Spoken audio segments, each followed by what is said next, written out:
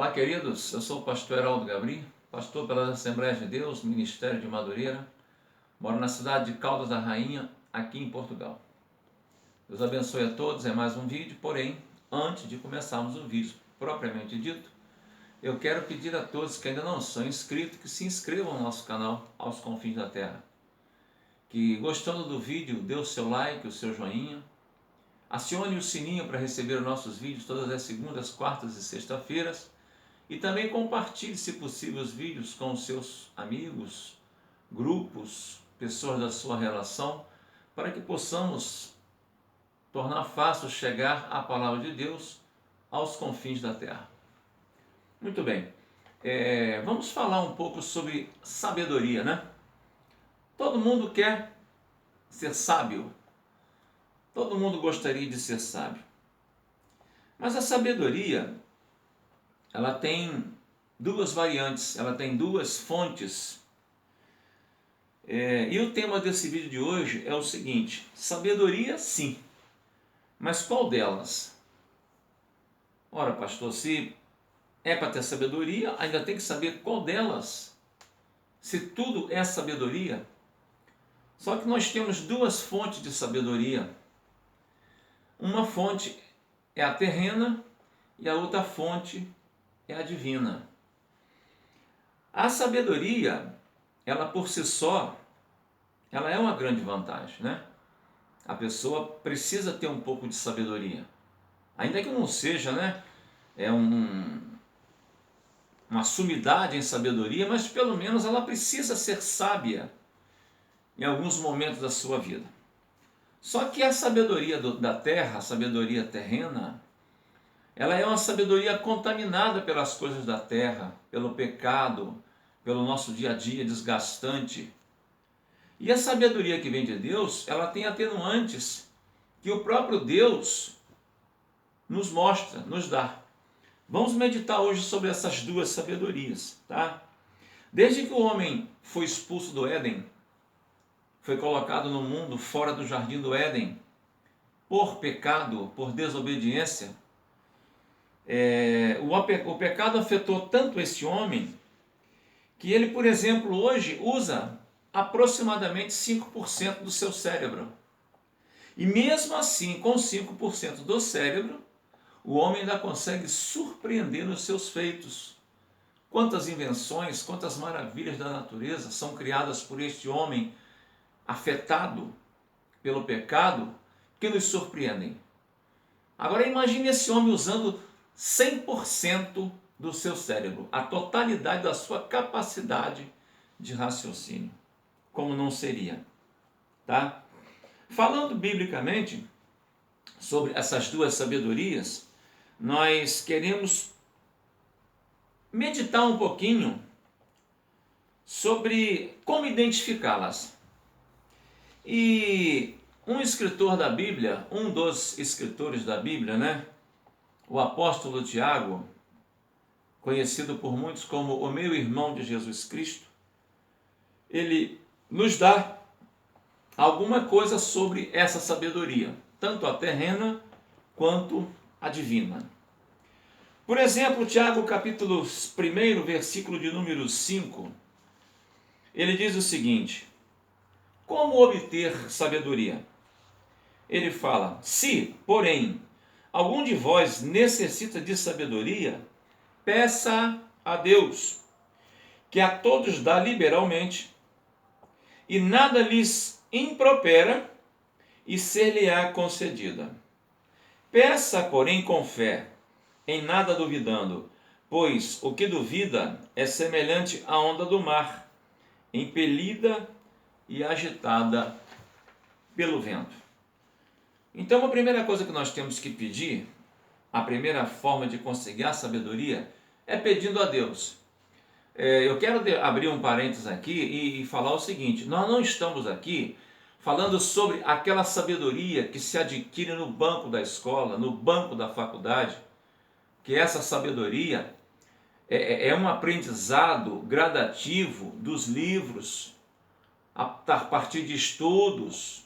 Não, nós estamos falando aqui sobre essa outra sabedoria, é uma sabedoria bem mais abstrata, bem mais, como eu posso dizer, tênue, né? Por exemplo, é algo que se conquista a partir de uma dedicação, a partir de uma vivência, a partir de experiências. E a sabedoria que se adquire no banco da faculdade, você aprende, por exemplo, você aprende uma fórmula matemática, você aprende alguma coisa de química, de física, através da prática daquilo. O estudante de medicina, ele aprende através dos livros e depois ele começa a praticar isso em corpos, até chegar ao ser vivo. Então, nós vamos falar aqui sobre esse tipo de sabedoria, a terrena e a divina. Vejamos bem aqui, em Daniel capítulo 2, versículos 20 e 21, vejam o que o profeta fala. Disse Daniel: seja bendito o nome de Deus, de eternidade a eternidade, porque dele é a sabedoria e o poder. É ele quem muda o tempo, as estações, remove reis, estabelece reis, ele dá sabedoria aos sábios e entendimento aos inteligentes. É uma prova mais concreta, mais plausível de que a sabedoria ela vem do alto. Agora vamos pensar o seguinte, vejamos a sabedoria terrena para nós começarmos nessa meditação. Como são as suas características? Tiago capítulo 3, versículo de número 16, ele diz o seguinte: porque onde há inveja, onde há espírito faccioso, aí há perturbação e toda obra perversa.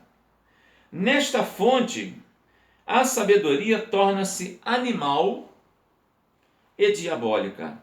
O apóstolo Paulo sabiamente também classifica essa sabedoria como obras da carne. Esse tipo de sabedoria não serve para o homem que teme a Deus. Nós vemos exemplos de pessoas que foram sábias na sua vida. Podemos citar exemplos aqui de homens proeminentes na história, homens que ficaram famosos.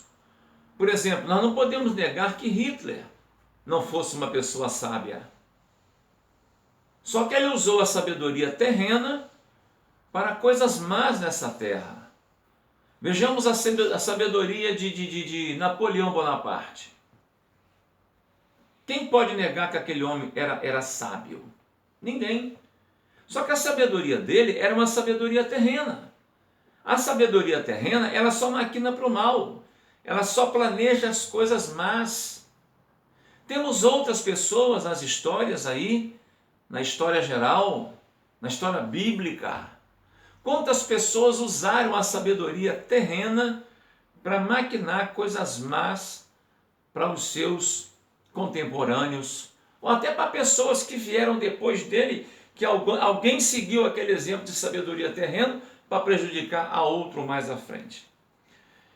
Vejamos que em tempo, nada tem a ver essa sabedoria que nós estamos falando com aquela sabedoria que agora há pouco eu falei do banco da faculdade, tá?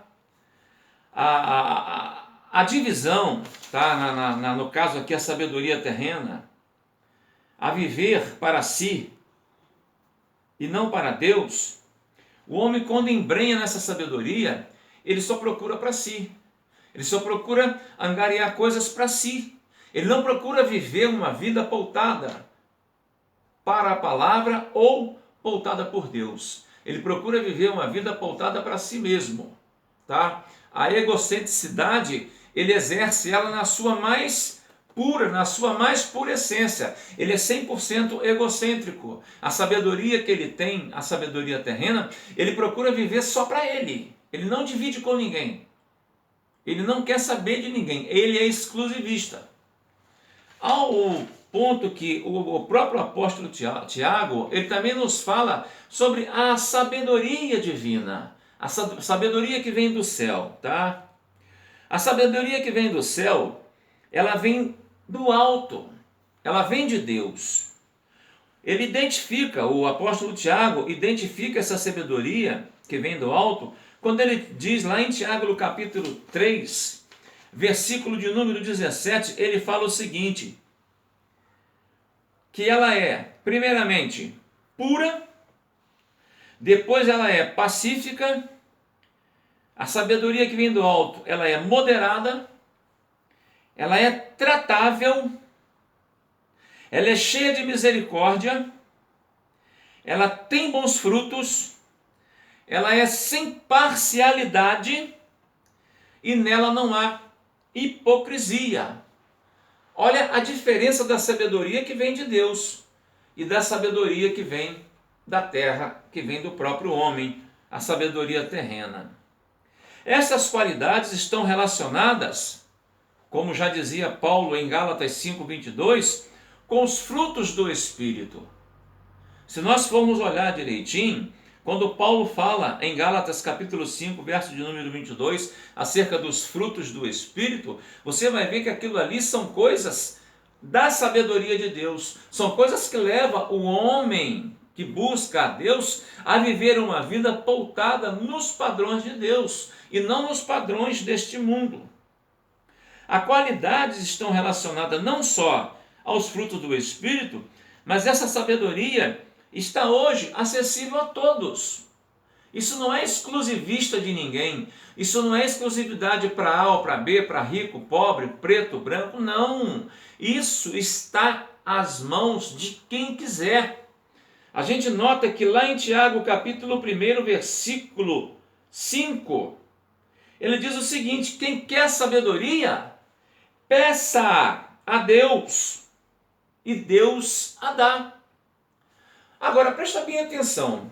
É como que eu posso... Vamos analisar um negócio aqui, bem... Como eu posso falar? Bem explicitamente. Vamos ver aqui um princípio de coerência. Eu suponho que eu sou uma pessoa que eu não tenho uma casa para morar. Que eu moro debaixo da ponte. Vamos botar por aí. Eu tenho um cantinho debaixo da ponte, onde toda noite eu acendo uma fogueirinha, faço a minha cama, me cubro com algumas coisas e ali eu passo a noite. Eu durmo, eu vivo ali. Ali de manhã cedo eu boto um tijolo, eu faço uma lenha, eu faço um café, eu vivo ali, eu moro ali. Aí na hora de fazer as minhas orações, o que eu peço a Deus? Ô Senhor, me dá um carro para mim andar. E começo a insistir com Deus para que Ele me dê um carro. Agora, analisa comigo, que coerência há nesse pedido? Se eu não tenho uma casa para morar, consequentemente, eu não tenho um lugar para deixar esse carro, uma garagem para abrigar esse carro, das intempéries, da chuva, do granizo, seja do que for. Eu não tenho dinheiro para alugar uma casa, um quarto sequer. E eu quero um carro, como é que eu vou fazer para esse carro andar? Como eu vou botar combustível? Como eu vou andar com esse carro legalizado? Então, sabedoria tem que se pedir dentro de uma coerência.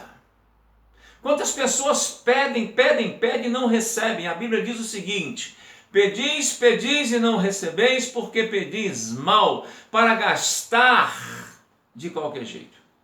Então, queridos, precisamos ser coerentes. Deus é coerente, a obra de Deus é coerente. Este mundo precisa de pessoas coerentes.